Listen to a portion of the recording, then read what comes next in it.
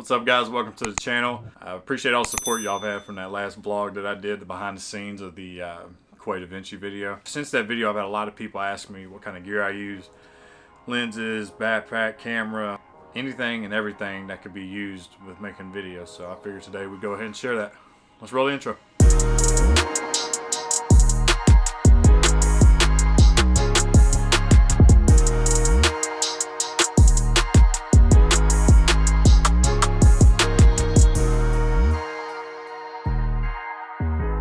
So the first and main thing that I use is my camera body, the Sony a7 III. This camera I've had for a little over a year. Slow motion at 1080, 120 frames a second. No crop, 4K at 24, but an awesome camera with great dynamic range. I typically use the Sony 4 picture profile, but a lot of people use S-Log. Sometimes in lower light, I'll just use a standard profile just to get less noise. I do want a second body. Still haven't decided when and what I'm gonna get at this time, but at some point I will get a second body, but right now my main camera body is the Sony a7 III. One of the lenses I use is the Sony 85mm 1.8. If you're wanting a lens that will completely annihilate the background while you're shooting video, the f1.8 aperture is gonna be great in low light, and it's gonna allow you to separate your subject from the background. If there's any time that I just really want to focus up on my subject, the artist, or if I'm out traveling and I want to isolate whatever it is that I'm shooting, this 85 is a beautiful lens. Tack sharp, very cheap versus the G Master, which is almost like triple the price. This right here is definitely worth the money. So if you have not got an 85 in your kit, I highly recommend getting one. The second lens that I use, that I'm filming on right now, is the Sony 16-35 f2.8 G Master. This lens is a very versatile lens. The 2.8 aperture is going to be really good for low light. 16-35 is a great range, especially for music videos. If you're in a tight spot, 16 is going to be wide enough to get everybody in. 35 is going to be tight for even those B-roll shots. And also 2.8, the aperture is going to also allow for a little subject separation too. Not near as good as the 85, but definitely if you had one and done, the 16-35 would be great. I love it. It's built like a tank. The only downside is it is extremely expensive. Expensive as my lady. I'm pretty sure when I bought that, she was not crazy about it, but you know, it's just one of those things that I had to have.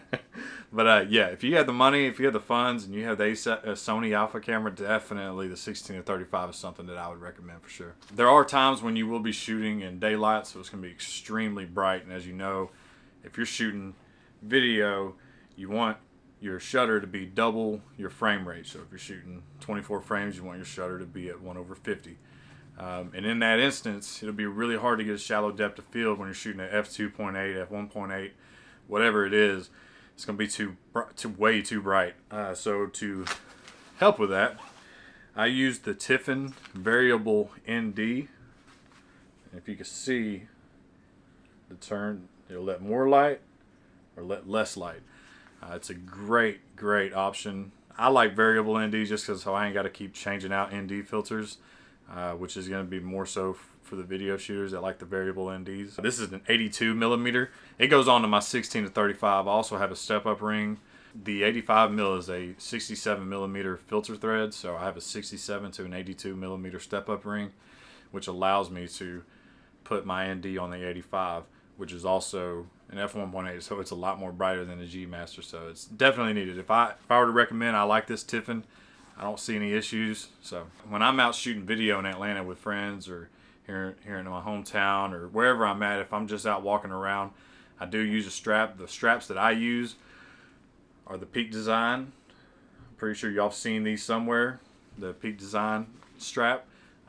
Very convenient versus the one that comes with this a7 III. If you have like 50-60 bucks, get a Peak Design.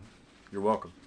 As far as run and gun lighting, I have the GVMs. I'll do another video on that at another date. So if y'all are interested in seeing a video about the actual light setup that I'm using for this, for instance, leave a comment down below and I'll do that. But as far as a run and gun light, I have a Bowling P1 vlogger light, which is shooting this little kicker. You see the kicker right here?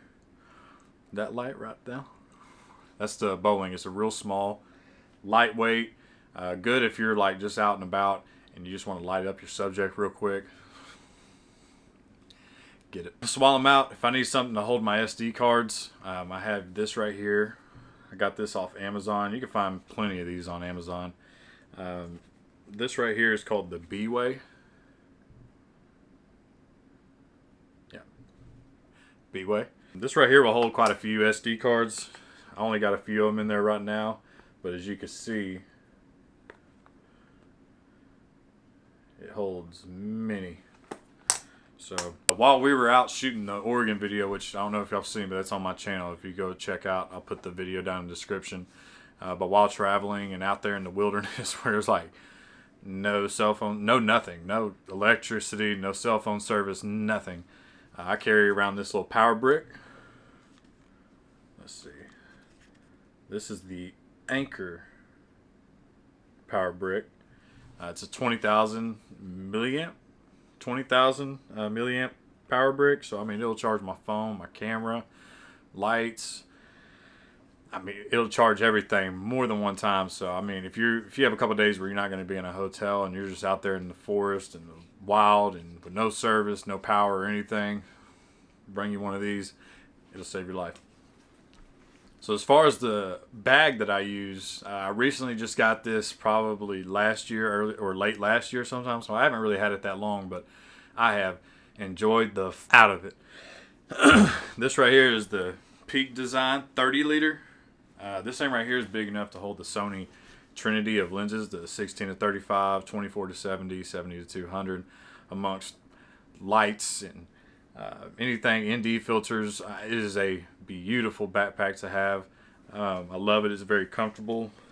I also have the Peak clip on it, so I can actually, on the bottom there's a base plate for my camera, and I can put that on my backpack while I'm walking around the city or out in the forest or mountains or whatever it is. I can put my camera there, have both hands free if I need to hike or crawl up something. So highly recommend that Peak capture clip.